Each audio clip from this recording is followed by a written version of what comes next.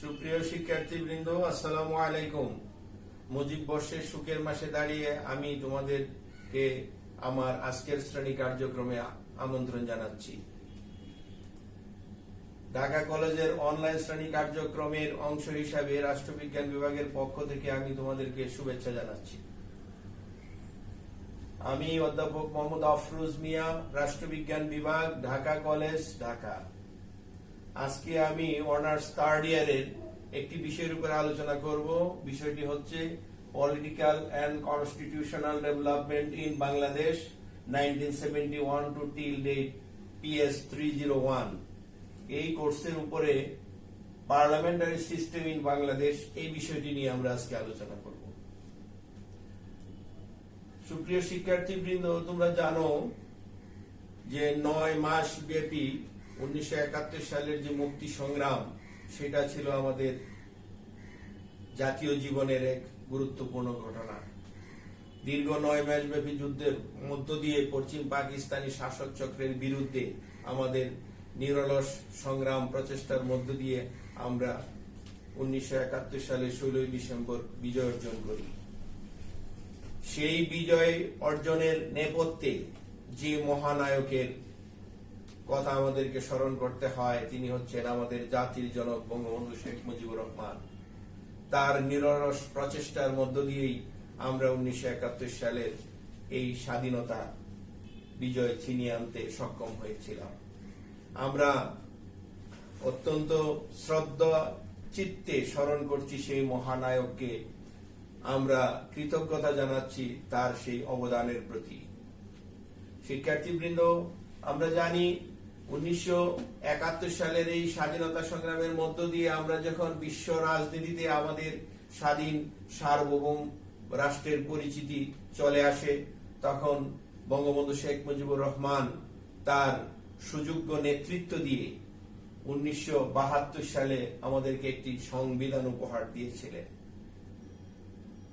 আমি একটু স্মরণ করিয়ে দিতে চাই, 1947 সনে যখন আমরা দেখি যে ভারত এবং পাকিস্তান বিভক্ত হয় এবং ভারত এবং পাকিস্তান নামক দুটি আলাদা রাষ্ট্রের জন্ম হয়, সেই জন্মের পর থেকে পাকিস্তানিরা 1947 থেকে 1956 এই দীর্ঘ প্রায় 10 বছর সময় নিয়েছিল একটা সংবিধান প্রণয়ন করতে।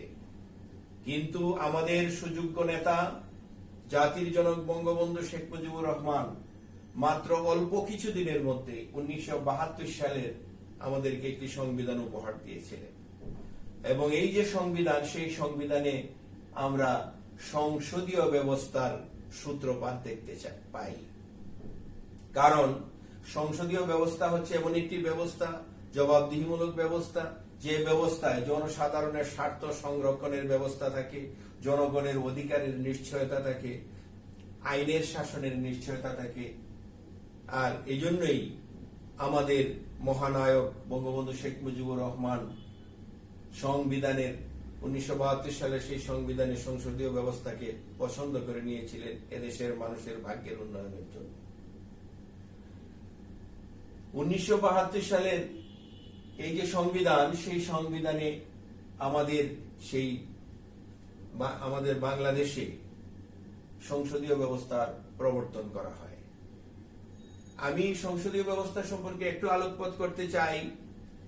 সংসদীয় ব্যবস্থা হচ্ছে এমন একটি ব্যবস্থা জাতীয় নির্বাচনের মাধ্যমে, অর্থাৎ সংসদ নির্বাচনের মাধ্যমে সংসদের সদস্যবৃন্দ নির্বাচিত হয়ে সংসদের মধ্য থেকে সরকার গঠনের প্রচেষ্টা গ্রহণ করা হয়।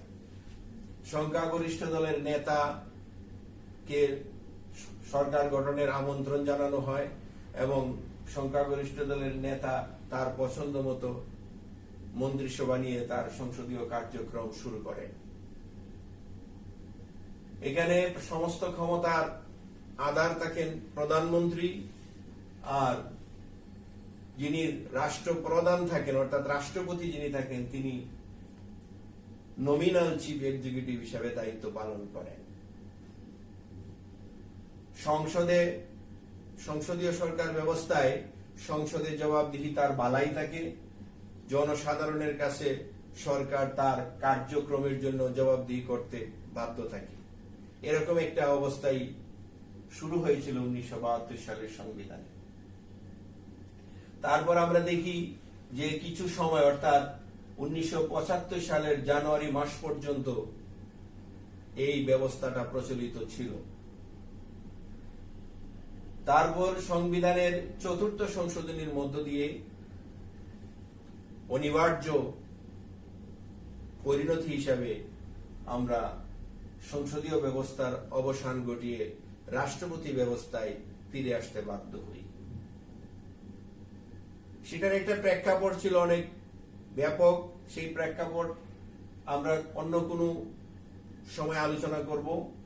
তবে শুধু এইটুকু বলতে চাই যে সংসদীয় ব্যবস্থা প্রবর্তনের ফলে আমাদের তৎকালীন রাজনীতিতে যে সংকটের সৃষ্টি হয়েছিল, সেই সংকট থেকে উত্তরণের কোনো সুযোগ ছিল না বিদায় বঙ্গবন্ধু শেখ মুজিবুর রহমান জনসাধারণের স্বার্থের কথা চিন্তা করে, এদেশের মানুষের অধিকারের কথা চিন্তা করে, এদেশের স্বাধীনতা সার্বভৌমত্বের কথা চিন্তা করেই 4th সংশোধনীর মধ্য দিয়ে রাষ্ট্রপতি ব্যবস্থায় ফিরে আসতে বাধ্য হয়েছিলেন।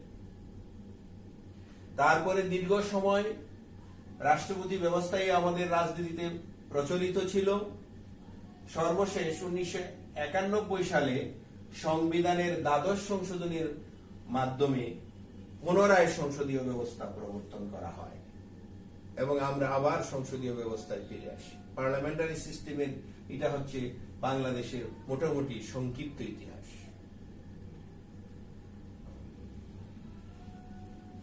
শিক্ষার্থীবৃন্দ, এই যে পার্লামেন্টারি সিস্টেম, এই পার্লামেন্টারি সিস্টেম আমি শুরুতেই বলেছি এটা ছিল এমন একটা বিষয়, এমন একটা ব্যবস্থা যে ব্যবস্থায় সরকারের জবাবদিহিতার ভালাই ছিল, ভালাই আছে, যে ব্যবস্থায় জনসাধারণের সম্পৃক্ততার প্রশ্ন এখানে আছে। জনসাধারণ ডাইরেক্টলি অর ইনডাইরেক্টলি সম্পৃক্ত থাকে নীতি নির্ধারণ প্রক্রিয়ায় এবং সব ক্ষেত্রে জনসাধারণের স্বার্থকে প্রাধান্য দিয়ে দেশ শাসন করা হয় এবং এই জন্য এই পার্লামেন্টারি ব্যবস্থা বা সংসদীয় ব্যবস্থা হচ্ছে একটা গ্রহণযোগ্য, একটা অনুকরণীয় ব্যবস্থা। এই ব্যবস্থা যখন আমাদের দেশে দীর্ঘদিন চলছিল, তো সেখানে কিছু প্রবলেম ছিল, কিছু সম্ভাবনাও ছিল। আমরা এখন problems of parliamentary government system in Bangladesh এটা নিয়ে কিছু আলোচনা করব। এখানে আমি 10টা পয়েন্টের সূত্রপাত ঘটিয়েছি, তোমরা লক্ষ্য করবে। পার্লামেন্টারি ব্যবস্থার যে সমস্ত সমস্যা ছিল আমাদের দেশে বা এখনো আছে, সেটা হচ্ছে প্রথমত যোগ্য নেতৃত্বের অভাব। বঙ্গবন্ধু শেখ মুজিবুর রহমানের পরে আমাদের দেশে সত্যিকার অর্থেই যোগ্য নেতৃত্বের অভাব আমরা লক্ষ্য করছি। বঙ্গবন্ধুর যে অপরিসীম ক্ষমতা, তার যে ক্যারিজমা, যেটাকে কাজে খাটিয়ে তিনি একটা জাতিকে ঐক্যবদ্ধ করে স্বাধীন সার্বভৌম রাষ্ট্র প্রতিষ্ঠা করতে সক্ষম হয়েছিলেন, সেই যোগ্য নেতার বড় অভাব আজকে আমরা বাংলাদেশে লক্ষ্য করি। দ্বিতীয়টা হচ্ছে দল ভাঙনের রাজনীতি। আমরা যদি বাংলাদেশের রাজনৈতিক ব্যবস্থাকে বিশ্লেষণ করি, তাহলে দেখা যায় যে প্রায়শই বড় বড় দলগুলা ভেঙে ভেঙে ছোট ছোট দলে পরিণত হয়। স্বার্থের দ্বন্দ্বে, আদর্শের দ্বন্দ্বে বা অন্যান্য উপাদান যেগুলা দল ভাঙনে কার্যকর, সেগুলোর জন্য এই দল ভাঙনের রাজনীতি আমাদের দেশে লক্ষ্য করা যায় এবং দল ভাঙনের রাজনীতির কারণে আমাদের পার্লামেন্টারি ব্যবস্থা আস্তে আস্তে দুর্বল হয়ে পড়ে। 3 নম্বর হচ্ছে গঠনমূলক বিরোধিতার অভাব। আমরা প্রত্যেকটা পার্লামেন্টে যে অধিবেশন, সেই অধিবেশনে আমরা দেখি, কিংবা আমরা যদি যতগুলা সরকার, স্বাধীনতার পর যতগুলা সরকার গঠিত হয়েছে, প্রত্যেকটা সরকারেরই পার্লামেন্টে যখন তাদের বক্তব্য কিংবা পার্লামেন্টে তাদের যে কার্যকলাপ, এটা যদি আমরা বিশ্লেষণ করি, তাহলে দেখা যায় যে গঠনমূলক বিরোধিতার এটার বড়ই অভাব ছিল আমাদের রাজনীতিতে।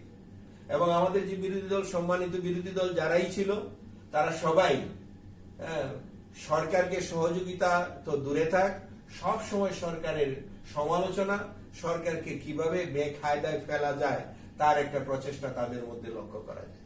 এবং এটা আমাদের এই যে স্বাধীন সার্বভৌম রাষ্ট্র বাংলাদেশ, যেটার অর্থনৈতিক ভিত এখনো অতটা মজবুত হয়নি, সেরকম একটা দেশে যে পরিমাণ গঠনমূলক বিরোধিতার প্রয়োজন ছিল আমাদের বিরোধী দলগুলোর মধ্যে সেটা ছিল না, বিদায় দেখা যায় যে আমাদের পার্লামেন্টারি ব্যবস্থা আস্তে আস্তে দুর্বল হয়ে পড়ে। আমরা প্রায়শই লক্ষ্য করেছি আমাদের রাজনৈতিক ব্যবস্থায় নাশকতামূলক কার্যকলাপের প্রবণতা। নাশকতামূলক কার্যকলাপ আমরা প্রায় দেখি যে জঙ্গি তৎপরতা, তারপর উদার রাজনীতির সুবিধা নিয়ে ধর্মীয় রাজনীতির আবরণে বিভিন্ন ধরনের জঙ্গি তৎপরতা আমরা সেটা লক্ষ্য করি, এবং সেটা বিভিন্ন ধরনের যে ত্রাস সৃষ্টি করেছে এদেশের রাজনীতিতে, সেটা একেবারেই দিনের আলোর মতো সত্য। এবং সেই ত্রাস সৃষ্টিকারী যে জঙ্গি তৎপরতা কিংবা নাশকতামূলক ব্যবস্থা, নাশকতামূলক কার্যকলাপ, সেটা লক্ষ্য করেছি আমরা আমাদের রাজনীতির এই ইতিহাসে। কাজেই আমরা দেখি যে এই নাশকতামূলক কার্যকলাপ এদেশের সংসদীয় ব্যবস্থাকে দুর্বল করার একটা বড় প্রবলেম। 5 নম্বর হচ্ছে সিদ্ধান্ত গ্রহণে দীর্ঘসূত্রিতা। আমরা সবসময় দেখি পার্লামেন্টারি ব্যবস্থায় একটা প্রক্রিয়ার মধ্য দিয়ে সিদ্ধান্ত গ্রহণ করতে হয়। আর যেহেতু আমাদের দেশ একটা স্বাধীন সার্বভৌম দেশ, এখানে অর্থনৈতিক অবস্থা অত মজবুত নয়, এদেশের জাতি গঠন প্রক্রিয়াটাও এত শক্তিশালী নয়, সেই দেশে সিদ্ধান্ত গ্রহণে যদি দীর্ঘসূত্রিতা থাকে তাহলে এখানে সমস্যা সমাধান করা খুবই কঠিন। এবং সেই প্রেক্ষিতে আমরা দেখি যে পার্লামেন্টারি সিস্টেমটা আস্তে আস্তে এই দীর্ঘসূত্রিতা, সিদ্ধান্ত গ্রহণের দীর্ঘসূত্রিতার কারণে আস্তে আস্তে দুর্বল হয়ে পড়ে। সাংগঠনিক দুর্বলতা, সেটাও একটা সমস্যা। আমাদের দেশের যে রাজনৈতিক সংগঠনগুলা, সেই সংগঠনগুলা সাংগঠনিকভাবে খুব একটা শক্তিশালী নয়। বিভিন্ন কারণে, যোগ্য নেতৃত্বের অভাবের কারণে, আদর্শগত কারণে, বিভিন্ন কারণে এই সংগঠনগুলা শক্তি অর্জন করতে ব্যর্থ হয়েছে, এবং এই ব্যর্থতার কারণে পার্লামেন্টারি সিস্টেম আস্তে আস্তে দুর্বল হয়ে পড়ে। অংশীদারিত্বের অভাব, সেটাও একটা সমস্যা। জাতীয় ঐক্যমতের অভাব, আমরা দেখি যে রাজনৈতিক দলগুলোর মধ্যে জাতীয় ঐক্যমত নেই বললেই চলে। এক একজন এক এক দৃষ্টিভঙ্গিতে জাতীয় সমস্যাগুলোকে ব্যাখ্যা করেন, ফলে সমাধানের কোনো পথ বের হয়ে আসে না। সরকারকে এককভাবে চেষ্টা করতে হয়, এবং একক চেষ্টার মধ্য দিয়ে সরকারকে বিভিন্ন সমস্যা মোকাবেলা করতে হয়। কাজে এখানে যে ঐক্যমতের অভাব, এটা একটা বিরাট সমস্যা। পারস্পরিক ঘৃণা ও অবিশ্বাস, এটাও একটা পার্লামেন্টারি ডেমোক্রেসির অন্যতম সমস্যা। তারপর আরেকটা হচ্ছে সংসদীয় রীতিনীতি চর্চার অভাব। আমরা প্রায়শই লক্ষ্য করি সংসদে সরকারি দল এবং বিরোধী দলের যে আচরণ, সেই আচরণে সংসদীয় রীতিনীতি কখনো রক্ষা করা হয় না। ইভেন সংসদের বাহিরেও যখন বিভিন্ন সভা সমিতি, সেমিনার, সিম্পোজিয়াম কিংবা বিভিন্ন জনসভায় আমরা দেখি যে সংসদীয় রীতিনীতি কে ভায়োলেট করে প্রত্যেকেই তাদের অভিমত প্রকাশ করেন বা ব্যক্ত করেন।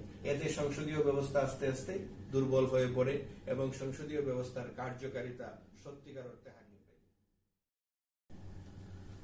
এবার আমরা possibilities of parliamentary government system in Bangladesh, এটা নিয়ে আলোচনা করব। শিক্ষার্থীবৃন্দ, আমরা দেখি যে আমরা যে সমস্যাগুলোর কথা আলোচনা করলাম, সেই সমস্যাগুলো থেকে উত্তরণের জন্য কিছু সম্ভাবনাও আছে। সেটা হচ্ছে পার্লামেন্টারি সিস্টেমে আমাদের সবাইকে নমনীয় হতে হবে। নমনীয়তা হচ্ছে একটা বিশেষ গুণ। যেমন সরকারকে নমনীয় হতে হবে, তেমনি বিরোধী দলকেও নমনীয় হতে হবে। সবাইকে নমনীয় মনোভাব নিয়ে রাজনীতি চর্চা করতে হবে, তাহলেই পার্লামেন্টারি সিস্টেমকে সাকসেসফুল করা যাবে। দ্বিতীয় হচ্ছে গঠনমূলক সমালোচনা।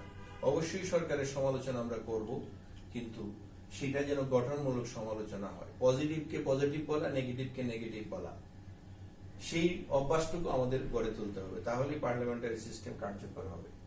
সমঝোতার মনোভাব আমাদেরকে তৈরি করতে হবে। যেমন সরকারের পক্ষ থেকে সমঝোতার মনোভাব তৈরি করতে হবে, তেমনি বিরোধী দলের পক্ষ থেকে সমঝোতার মনোভাব তৈরি করতে হবে, তাহলে পার্লামেন্টারি সিস্টেম কার্যকর হবে। আমাদের সমাজ সন্ত্রাসে ভরপুর হয়ে গেছে, সেই সন্ত্রাস থেকে আমাদের বেরিয়ে আসতে হবে। অর্থাৎ সন্ত্রাস নির্মূল করতে হবে। সন্ত্রাস যখন নির্মূল হবে, পার্লামেন্টারি সিস্টেম কার্যকর হবে। আইনের শাসন প্রতিষ্ঠা করতে হবে। রুল অফ ল, এটা অত্যন্ত গুরুত্বপূর্ণ একটা বিষয়। এটা সবসময় খেয়াল রাখতে হবে যে পার্লামেন্টারি সিস্টেমকে সাকসেসফুল করার জন্য রুল অফ ল এই বিষয়টাকে অবশ্যই প্রতিষ্ঠা করতে হবে। অবাধ ও নিরপেক্ষ নির্বাচনের ব্যবস্থা করতে হবে। নির্বাচন ব্যবস্থায় মানুষের যে অবিশ্বাস, মানুষের যে অনীহা, সেটা দূর করে নির্বাচনের প্রতি মানুষের আস্থা ফিরিয়ে আনতে হবে এবং নিরপেক্ষ নির্বাচন ব্যবস্থার মধ্য দিয়ে সরকার গঠনের প্রক্রিয়া চালু করতে হবে। তাহলে পার্লামেন্টারি সিস্টেম কার্যকর হবে। রাজনৈতিক নেতৃত্ব এবং এর জবাবদিহিতা। রাজনৈতিক নেতৃত্বকে হতে হবে রেসপন্সিবল এবং এই রেসপন্সিবিলিটি জনসাধারণের সম্মুখে প্রকাশ করতে হবে। তাহলেই পার্লামেন্টারি সিস্টেম কার্যকর হবে। প্রশাসনের নিরপেক্ষতাও একটা গুরুত্বপূর্ণ বিষয়। নিরপেক্ষ প্রশাসন ব্যতীত কখনো একটা সরকার ব্যবস্থা কার্যকর হতে পারে না। আর এই সরকার ব্যবস্থা কার্যকর হলেই পার্লামেন্টারি সিস্টেম কার্যকর হবে। জনমতের মূল্যায়ন করতে হবে। জনসাধারণকে প্রাধান্য দিতে হবে, কারণ পার্লামেন্টারি সিস্টেমের মূল বিষয়টাই হচ্ছে জনমতের বিষয়।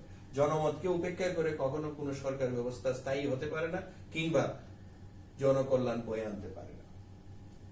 সংসদীয় রীতিনীতি সকলকে মেনে চলতে হবে।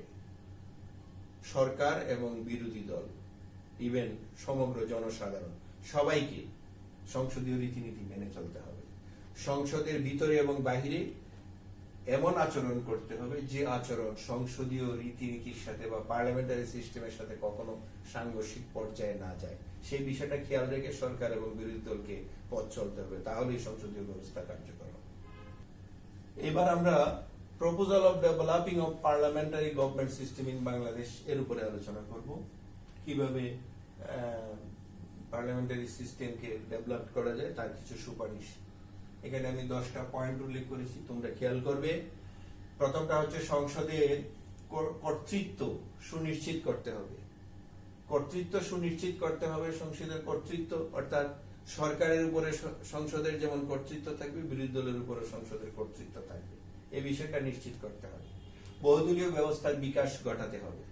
কখনো সিঙ্গেল পার্টি সিস্টেম দ্বারা সংসদীয় ব্যবস্থা কার্যকর হয় না, সবসময় মাল্টি পার্টি সিস্টেমের দ্বারা সংসদীয় ব্যবস্থা কার্যকর হয় এবং এটা আমরা ইতিহাসে তাই দেখেছি। কাজেই বহুদলীয় ব্যবস্থার বিকাশ ঘটাতে হবে, সেখানে সম সুযোগ সুবিধা নিশ্চিত করতে হবে। সংসদ নেতাকে গঠনমূলক ভূমিকা পালন করতে হবে। সংসদ নেতাকে গঠনমূলক ভূমিকা পালন করতে হবে। সংসদ নেতা, জাতীয় সংসদের যিনি নেতা থাকবেন, তিনি সংসদের ভিতরে এবং বাহিরে গঠনমূলক ভূমিকা পালন করবেন, তাহলে সংসদীয় ব্যবস্থা কার্যকর হবে।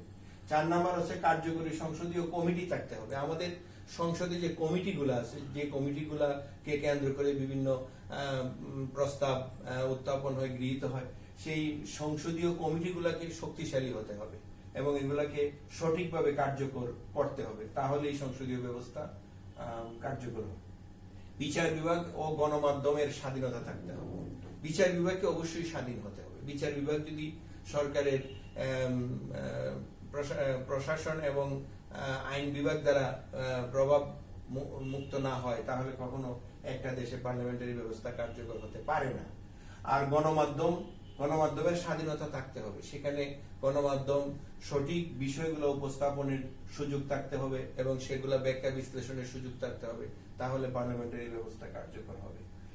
সরকার ও বিরোধী দলকে সহনশীল ভূমিকা পালন করতে হবে। আমরা সবসময় দেখি যে সরকার এবং বিরোধী দলের মধ্যে একটা শত্রুতামূলক মনোভাব পরিলক্ষিত হয়।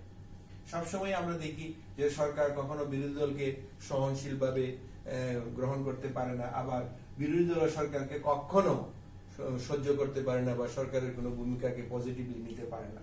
কাজেই এই সংস্কৃতি থেকে আমাদের বেরিয়ে আসতে হবে। আলোচনার মাধ্যমে সমস্যা সমাধানের সংস্কৃতি চালু করতে হবে।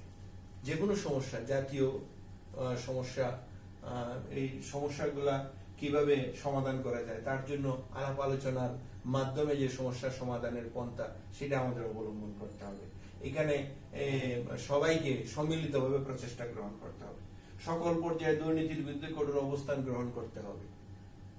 আমাদের দেশে দুর্নীতির এত বেশি বিস্তার যে দুর্নীতি সরকারের অনেক কার্যক্রমকে ছেয়ে ফেলে বা ঢেকে ফেলে।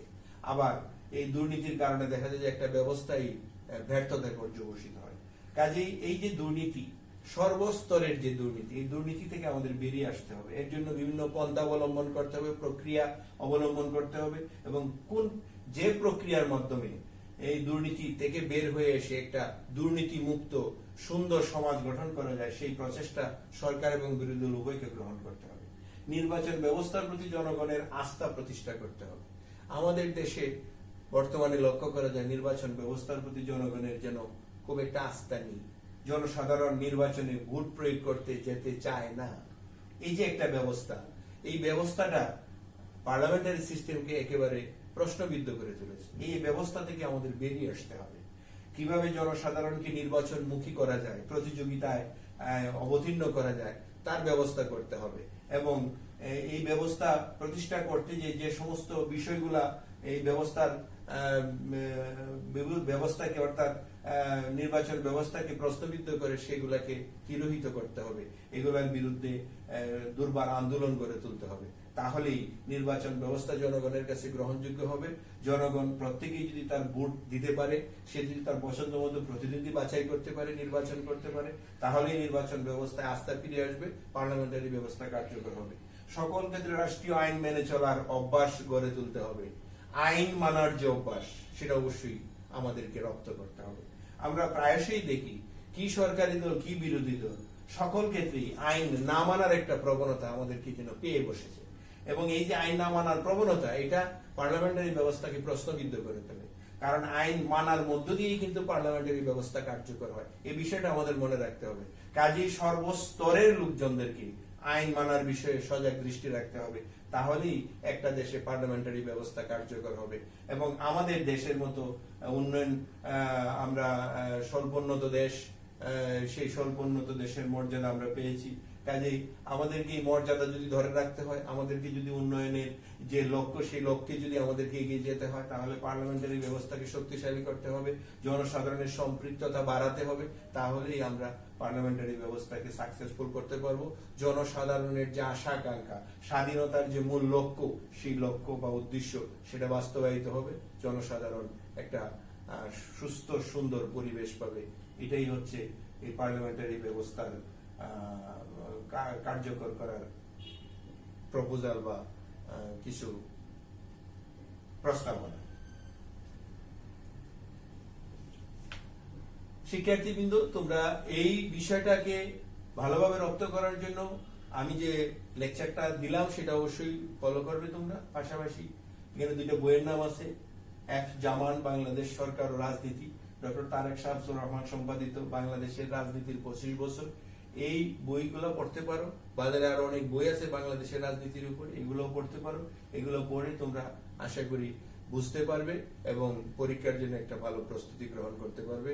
তোমাদেরকে অনেক অনেক শুভেচ্ছা জানিয়ে আমি আমার বক্তব্য আজকে এখানে শেষ করছি।